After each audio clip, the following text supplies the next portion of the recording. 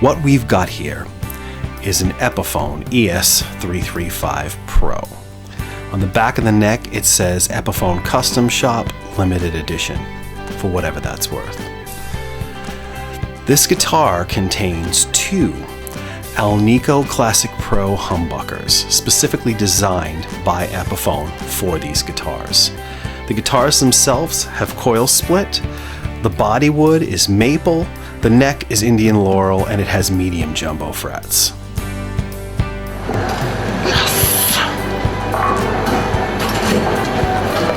Let's talk guitars.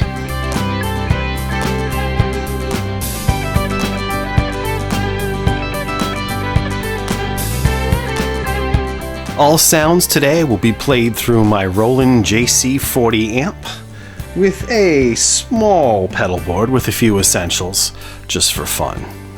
Hello and welcome to this episode of the Effects Loop. Today we are going to talk about my EPIPHONE ES-335 Pro. I've had this guitar for quite a few years now. I think I got it around 2018. It's there's nowhere on the guitar where it looks like by the number inside it might be a 2019, so I got it somewhere in 2018, 2019. I've had it for a few years already. I love this guitar. This is one of my favorite guitars that I have. It kind of does everything. That's the thing about a 335. 335s are kind of like jack of all trades. Because you can play rock on it, you can play metal to a certain extent on it, you can play jazz on it, you can play blues on it. I mean, B.B. King played a 335, which he called Lucille. This guitar is actually called Pauline, named after my grandmother who passed many years ago. But when I first started playing guitar, I normally don't name my guitars, but when I first started playing guitar, I played a guitar that was very similar to this, probably a little more like my Gretsch, but in my mind I remembered it looking kind of like this. When I got this guitar, I said I'm going to name it after my grandmother, Pauline. For people who grew up during my era, and I'm like in my 40s now, so we're talking about like the mid 80s or so, when I was like teenager years, you will remember these guitars from Back to the Future. Like when I originally bought this guitar, I wanted a cherry red one. So it could be like Marty McFly when he actually plays the guitar at the dance towards the end of Back to the Future when he plays Johnny B. Good. And I always thought that guitar was gorgeous. And I mean, to me, that's my first image of a 335 when I first looked at it.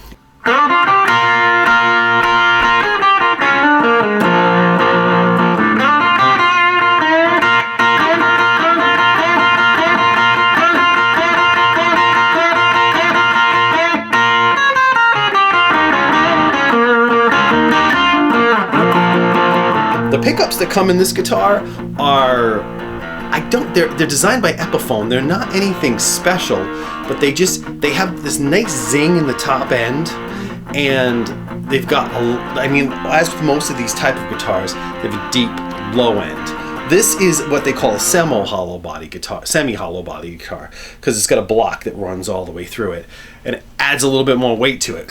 If you were looking at, say, like a Sheridan or a Casino, I'm pretty sure those guitars are full hollow body, so they actually don't have the block that runs down the middle. Hence, they tend to feed back a little bit more. The block was put in these guitars specifically to kind of help with the feedback. Although back then, a lot of people playing these guitars were playing them clean and were playing them like jazz quartets and stuff like that. So when these guitars were originally put out, the ES actually stands for Electric Spanish. So this was considered a Spanish style guitar, which is interesting to me now, all these years later when you think about it, you know.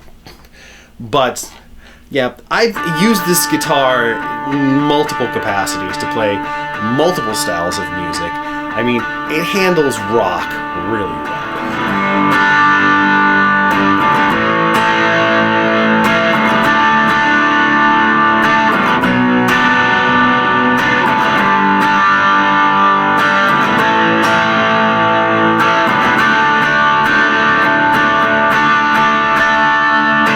People like Alec Lifeson of Rush have been known to play these guitars. So a lot of the early Rush material was played on a 335 because that's what Alex Lifeson of Rush had.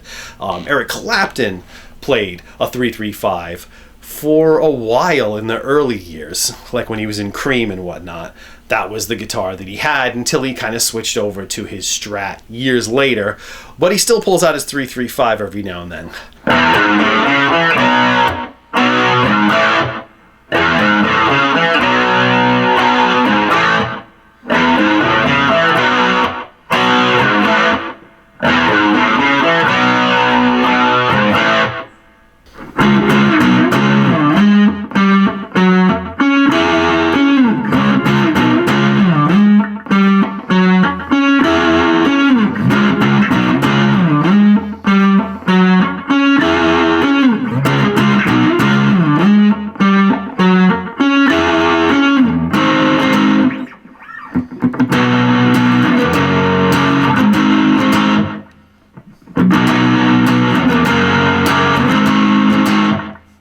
The thing that I love about this guitar, and I've always loved about the guitar, is the middle position on this guitar is, I mean, it's a killer middle position.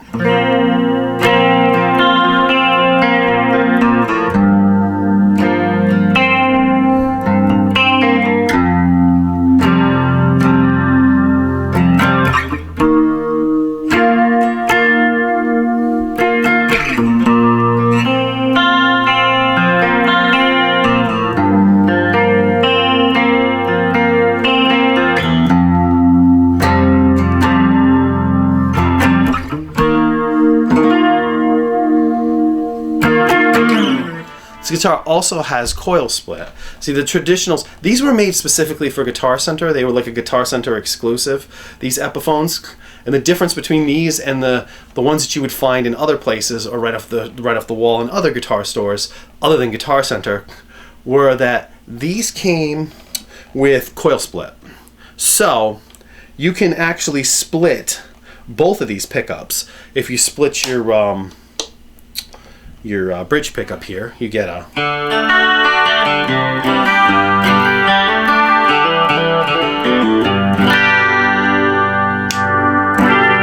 that's the bridge without it. That's the bridge with the coil pickup. Now it's kind of nice if you put it in the center pickup, the center, so you're getting both pickups and split it.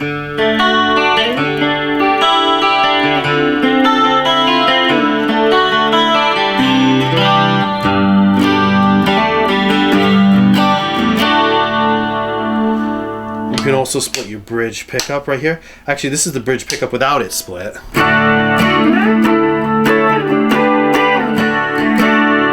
is if you split it.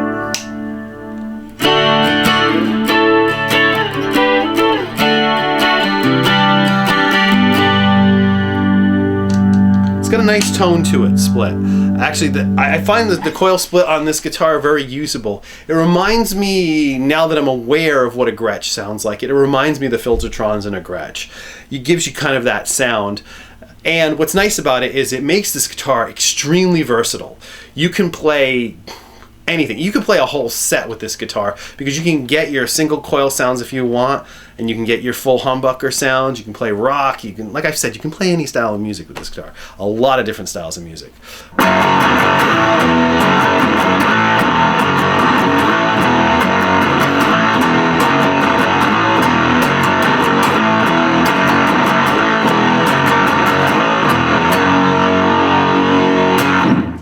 The only problem I ever had with this guitar was the jack right here. It was a cheap jack and it fell into the guitar, which let me tell you is a lot of fun trying to fix getting out of here. So I had to buy a new jack. I bought a Switchcraft jack and I soldered it in myself, which is crazy because I'm not good at soldering, and it was like the first time I ever had to solder something into my guitar. But the guitar still plays and it works perfectly fine. I don't have any interference or any issues, so I did something right. They run for around $600 now. You can get these for around $600, which is a freaking steal. I think I got this for around the same price when I bought mine years ago. But yeah, Epiphone ES-335 Pro. Love this guitar. Like I've said like a million times already in this video, one of my favorite guitars. It's just a gorgeous looking guitar. And the tuning pegs on this are Clouson style tuning pegs. They're kind of like vintage style, basically. They even gave them kind of like a greenish look to give them kind of like an old-fashioned-y look. But I've never had any issues with these tuning pegs. Like, these tuning pegs are fine. I had an old Les Paul, an Epiphone Les Paul from the 90s, and I started having major issues with the tuning pegs on that. And this guitar I've had quite a few years now, and I had no problems with the tuning pegs. So I'm Jay Byrne. This is the Effects Loop. If you like this kind of content, please like the video, comment in the comment section, subscribe if you haven't subscribed. That definitely helps me out. Share this video with friends if you know somebody who's interested in this kind of content.